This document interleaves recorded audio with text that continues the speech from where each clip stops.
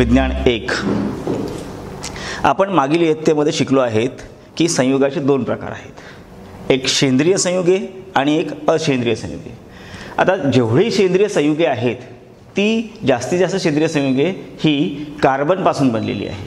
मग कार्बन हे एक घटक मूलद्रव्य असलेल्या सर्व संयुगांना कार्बनी संयुगे म्हणतात। म्हणजे कार्बन पासून जेही संयुग बनलेले आहेत त्या सर्व संयुगांना आपण कार्बनी संयुग म्हणू।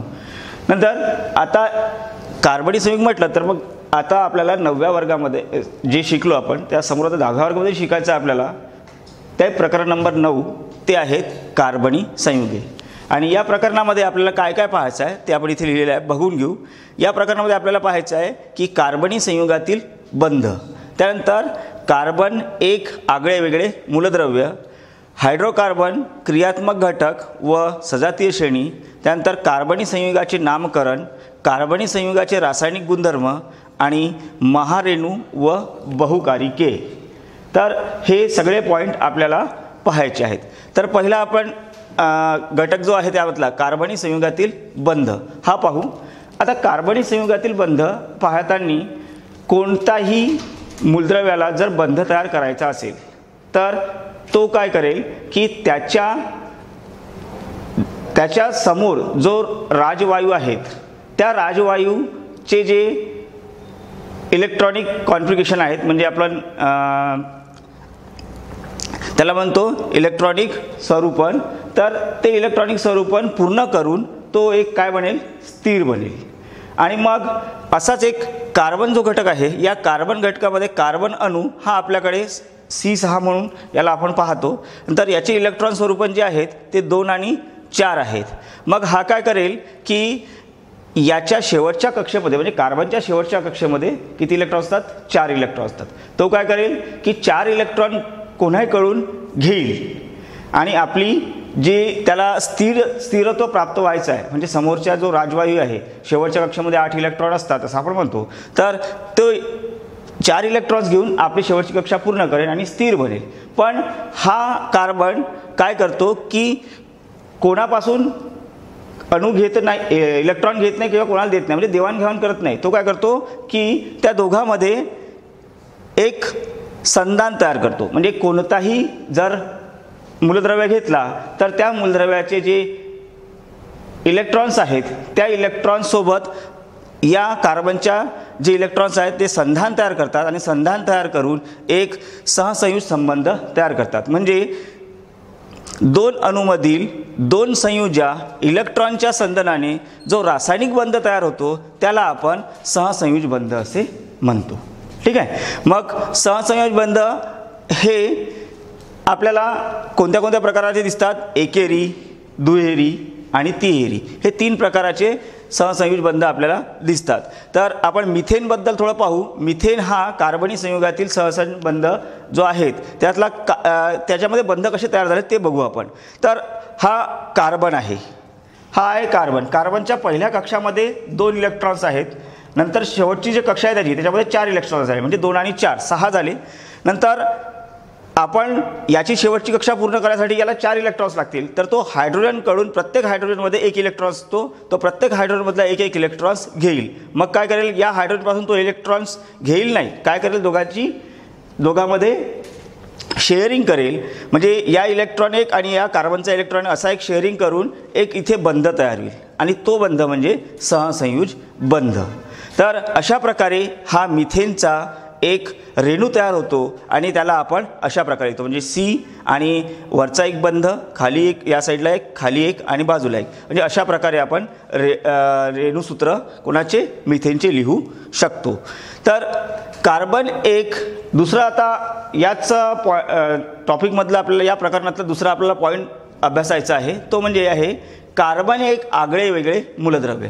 कार्बन हे एक आगळे वेगळे मूलद्रव्य कसे आहेत, तर कसं आहे की इतर मूलद्रव्यापेक्षा कार्बनचे वेगळेपण असे आहे की कार्बनपासून बऱ्याच संयुगाची म्हणजे खूप सारे संयुगे तयार होतात आणि त्याचे मुख्य कारण म्हणजे कार्बनच्या सहसंयुज बंधनाची वैशिष्ट्ये। म्हणजे ते इलेक्ट्रॉन्स कोणाला देत नाही, इलेक्ट्रॉन कोणाकडून घेत नाही, ते काय करतात स्वतःमध्ये 2 मूलद्रव्याच्या इलेक्ट्रॉन्समध्ये सहसंयुज बंध तयार करतात आणि त्याचमुळे या कार्बनचे पुष्कळ सारे संयुगे तयार झाली आहेत आणि याच गुणधर्माला कार्बनची शृंखलाबंध शक्ती असे म्हणतात.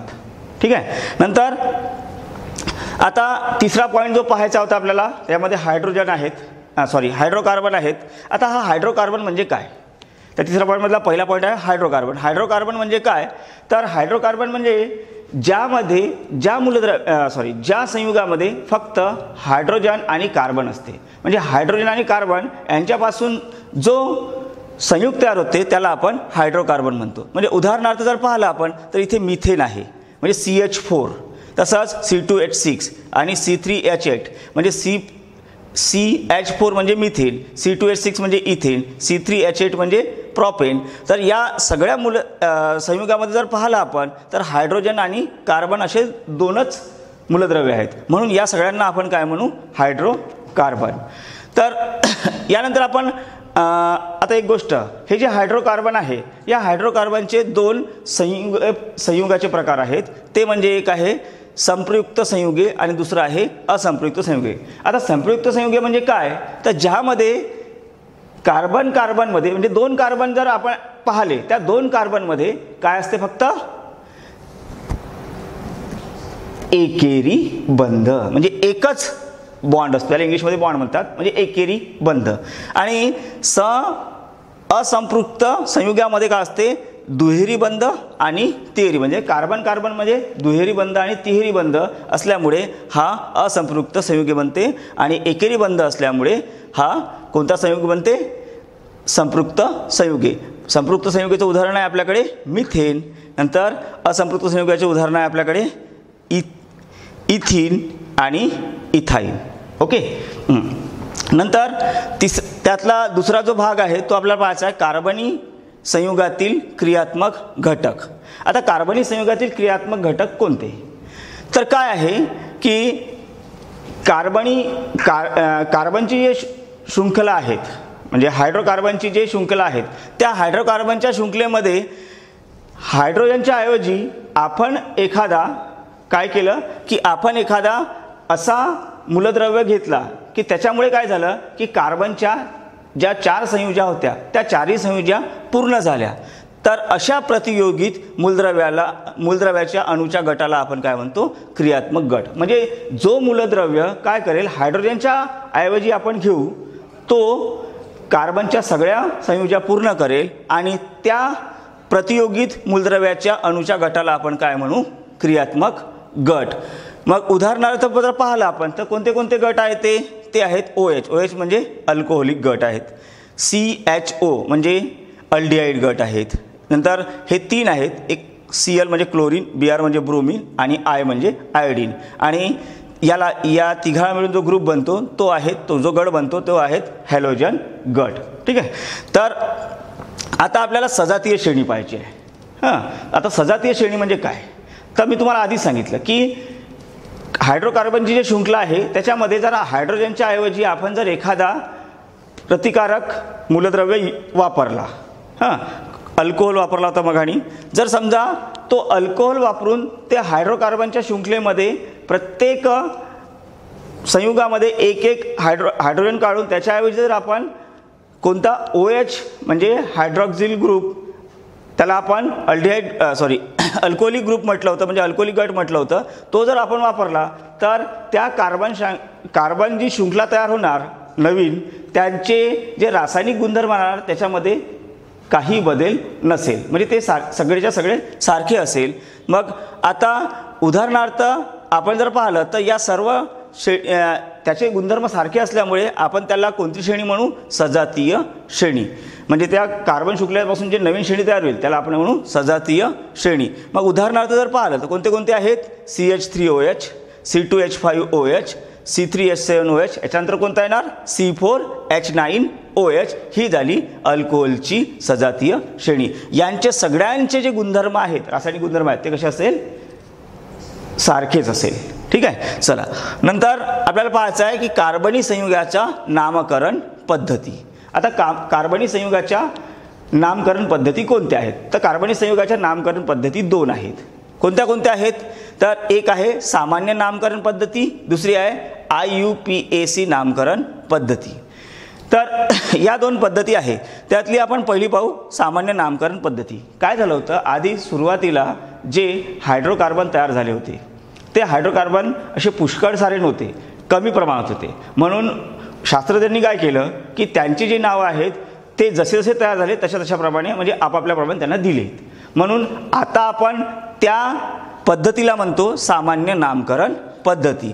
समजा त्याच्यामध्ये जर उदाहरण पाहिलं आपण C4H10, मग मी तुम्हाला सांगितलं होतं, तर याचं नाव काय, ब्युटेन. यालाच आपण काय म्हणू शकतो, N ब्युटेन. म्हणजे हे झालं याचं सामान्य नाव. कुणाचं, C4H10चं ब्युटेन, किंवा त्याला आपण N ब्युटेन सुद्धा म्हणू शकतो. N ब्युटेन म्हणजे नॉर्मल ब्युटेन. ठीक आहे, चला समोर. नंतर आता दुसरी पद्धती आहे IUPAC नामकरण पद्धती. हे पद्धती खूप खूप खूप महत्त्वाची आहे. काऊन, तर IUPAC चल आधी आपण लॉंग फॉर्म पाहून घेऊ. काय आहे तर IUPACचं लॉंग फॉर्म आहे international union of pure and applied chemistry. आता ही जी संस्था आहे ही पूर्ण पूर्ण जगावर काम करते आणि पूर्ण जगामधले जेवढी केमिस्ट्री आहेत त्यांच्यामध्ये त्या कोणताही हायड्रोकार्बन तयार होत असेल किंवा कोणताही मूलद्रव्य तयार असेल तर हीच संस्था म्हणजे हीच ऑर्गनायझेशन त्याला नामकरण करत असते. नंतर याच्यामध्ये नामकरण करत असताना काही पायऱ्या आहेत. त्यातली पहिली पायरी आपण पाहू. ती आहेत पहिली पायरी की हायड्रोकार्बनच्या सरळ शृंखलेमध्ये एकेरी बंध असेल तर तो काय असतो, अल्केन असतो. नंतर जर दुहेरी बंध असेल म्हणजे दोन बंध असेल कार्बन कार्बनमध्ये तर त्याला आपण काय म्हणतो, असे दोन बंध असेल तर त्याला आपण काय म्हणू, अल्कीन म्हणू. आणि त्याच्यामध्ये जर तीन बंध आले तर आपण काय म्हणू, कार्बन कार्बन तीन बंध असेल तर तिहेरी बंध असेल तर अल्काईन म्हणू. ठीक आहे, तर हे एक पहिली पायरी होती. आता दुसरी पायरी पाहायची आपल्याला. त्याच्या आधी आपण काय करू की उदाहरण पाहून घेऊ. कशाचं, की अल्केन, अल्किन आणि अल्काईनचं. तर अल्केनचं उदाहरण पाहता मी तुम्हाला सांगितलं होतं की कार्बन कार्बनमध्ये एकेरी बंध पहा. इथे 1C 2C 3C आहेत. 3C म्हणजे प्रोपेन. तर कोणत्याही दोन कार्बनच्या मध्ये कोणता बंध दिसतो तुम्हाला, एकेरी बंध, म्हणून याला आपण अल्केन म्हणू आणि याचं नाव आहे प्रोपेन. आता दुसरं आहेत की पुन्हा तोच सेम केलं मी कंटिन्यूमध्ये. तर इथे तीन कार्बन आहेत. त्या तीन कार्बनमधले एका कार्बनमध्ये एकेरी बंध आहे पण दुसरे दोन कार्बन जे आहेत त्याच्यामध्ये काय आहेत, दुहेरी बंध आहेत. तर हा काय झाला, अल्किन. तर त्याला आपण काय म्हणू, प्रॉपिन. याचं नाव काय झालं, प्रॉपिन. म्हणजे या एच्या ऐवजी आपण काय इथं काय वापरलं, ई. नंतर तिसरी गोष्ट आहेत म्हणजे आपण प्रॉपाईन पाहिलं होतं, म्हणजे प्रॉपाईन म्हणण्यापेक्षा अल्केन पाहिलं होतं, अल्काईन. तर अल्केनमध्ये इथे किती आहेत, कार्बन 3. मग तेच उदाहरण आहेत. या तीन कार्बनमध्ये पहिल्या कार्बनमध्ये एकेरी बंध आहे, दुसऱ्या आणि तिसऱ्या कार्बनमध्ये किती बंध आहेत, 3 बंध आहेत, म्हणून याला म्हणतो अल्काईन. आणि याचं उदाहरण आहेत प्रोपाईन. तर या ईच्या ऐवजी म्हणजे एच्या ऐवजी ई आणि ईच्या ऐवजी वाय, तर हा झाला प्रोपाईन, हा झाला अल्काईन. ठीक आहे, तर हे झाले आपल्या पहिल्या पायरीमधले काही उदाहरण होते. आता दुसरी पायरी पाहू आपण. या दुसऱ्या पायरीमध्ये हायड्रोकार्बनच्या सरळ शृंखलेमध्ये जर एखादा क्रियाशील घटक आपण घेतला तर त्या क्रियाशील घटकातील ई, त्या शृंखलेमध्ये जे ई असेल, शेवटचं अक्षर जे असेल ई, ते अक्षर काढून टाकायचं आणि त्याच्याऐवजी काय घ्यायचं, क्रियाशील घटकाचं संक्षिप्त नाव. म्हणजे त्या शृंखलेचं पूर्ण नाव जर समजा मिथेन असेल, शेवटी ई येऊन राहिला आहे, तो ई काढून टाकायचा आणि त्याच्याऐवजी काय घ्यायचं, जो क्रियाशील घटक तिथे जोडला असेल त्याचं एक संक्षिप्त नाव घ्यायचं. जसं इथं आता मी नंतर तुम्हाला सांगतोच, खालच्या साईडला ते उदाहरण आहेच आपल्याकडे. आता तिसरी पायरी पाहू आपण. तिसरी पायरी पाहताना तर अंक द्या असं लिहिलं आहे मी. अंक द्या म्हणजे काय, तर कोणताही कार्बन शृंखला घेतली, हायड्रोकार्बन शृंखला आपण घेतली, तर त्या हायड्रोकार्बन शृंखलेमध्ये काय करायचं की प्रत्येक कार्बनला नंबर द्यायचं, अंक द्यायचे. म्हणजे याला 1, याला 2, याला 3, याला 4, याला 5, असे 5 कार्बन आहे. पण अंक देत असताना एवढं लक्षात ठेवायचं की जिथं क्रियाशील गट आहेत तो कमीत कमी त्याचा नंबर असला पाहिजे. मग कमीत कमी नंबर असला पाहिजे म्हणजे पहा, मग काय मी जर इकडून दिलं याला नंबरिंग तर हा किती नंबर येतो, 4 नंबर. इकडून जर दिले तर हा 2 नंबरवर, म्हणून इथे याची नंबरिंग इकडून द्यायची. म्हणजे काय येईल, इथे 1, 2, 2, 2 वर कोणता क्रियाशील ग्रुप लागलेला आहे कोणतं क्रियाशील गट आहेत? क्लोरीन, Cl म्हणजे क्लोरीन. मग नाव काय झालं याचं? 2 क्लोरो आणि याचं पूर्ण नाव काय आहे? पेंटेन. 5 आहे म्हणजे 5 कार्बन म्हणजे पेंटेन, 2 क्लोरो पेंटेन. अशा प्रकारे आता आपण नामकरण पद्धती शिकलो आहेत. यानंतर कार्बनी संयुगाचे रासायनिक गुणधर्म पाहायचे आपल्याला. रासायनिक गुणधर्म कोणते आहेत कार्बनी संयुगाचे? तर पहिला गुणधर्म आहे रासायनिक गुणधर्म म्हणजे रासायनिक अभिक्रिया आहे त्याची पहिली ज्वलन. आता याच्यामध्ये या रासायनिक अभिक्रियेमध्ये ज्वलनामध्ये काय होऊन राहिलं आहे की पहिला जो आहे म्हणजे मिथेन हा ऑक्सिजन सोबत जळतो. तर काय काय तयार होते? जेव्हा मिथेन ऑक्सिजन सोबत जळतो तेव्हा काय काय तयार होते? कार्बन डायऑक्साईड, पाणी आणि प्रकाश व उष्णता. म्हणजे अभिक्रिया लिहिताना आपल्याला असं लिहायला लागेल CH4 अधिक 2 O2 त्याच्यापासून काय तयार झालं? CO2 अधिक 2 H2O अधिक प्रकाश व उष्णता. ही झाली कोणाची? कार्बनी संयुगाची ज्वलनाची अभिक्रिया. नंतर दुसरी अभिक्रिया आहे आपल्याकडे ऑक्सिडीकरण अभिक्रिया. ऑक्सिडीकरण अभिक्रियेमध्ये जर आपण कार्बनी संयुगामधला घेतला इथेनॉल CH3C2OH इथेनॉल, याचं काय करायचं? ऑक्सिडीकरण म्हणजे याच्यामध्ये ऑक्सिजन टाकावं लागेल. ऑक्सिडीकरण म्हणजे ऑक्सिजन टाकणे. आणि ऑक्सिजन टाकला तर काय होणार की कोणाच्या सानिध्यामध्ये टाकायचं? पण त्याला आपल्याला टाकायचं आहे आम्लधर्मी KMnO4 म्हणजे पोटॅशियम परमॅग्नेट. याच्या सानिध्यामध्ये आपल्याला पोटॅशियम परमॅग्नेट जर टाकलं आपण कशामध्ये? इथेनॉलमध्ये, म्हणजे इथेनॉलचं ऑक्सिडीकरण होईल. आणि ऑक्सिडीकरण झाल्यानंतर काय तयार होईल? इथेनॉनिक ॲसिड.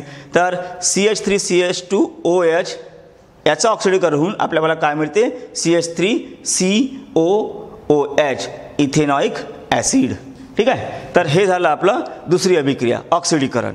नंतर तिसरी अभिक्रिया आपल्याला पाहायची आहे समावेशन अभिक्रिया. आता समावेशन अभिक्रिया म्हणजे काय? तर 2 अभिक्रियारक एकत्र आली तर त्यापासून काय तयार होते? एक उत्पादक तयार होते, त्याला म्हणतात समावेशन अभिक्रिया. नंतर चौथी अभिक्रिया आपल्याकडे प्रतियोजन अभिक्रिया. तर या प्रतियोजन अभिक्रियेमध्ये काय आहे? तर मिथेनमध्ये जर मी क्लोरीन टाकला तर त्याला जर मी सूर्यप्रकाशामध्ये त्याची अभिक्रिया केली तर त्यापासून काय तयार होते? मिथिल क्लोराईड अधिक HCl म्हणजे CH4 मिथेन अधिक Cl2 क्लोराईड. त्याच्यापासून काय तयार झालं? सूर्यप्रकाशामध्ये अभिक्रिया होईल, काय तयार होईल? मिथिल क्लोराईड म्हणजे CH3Cl अधिक HCl.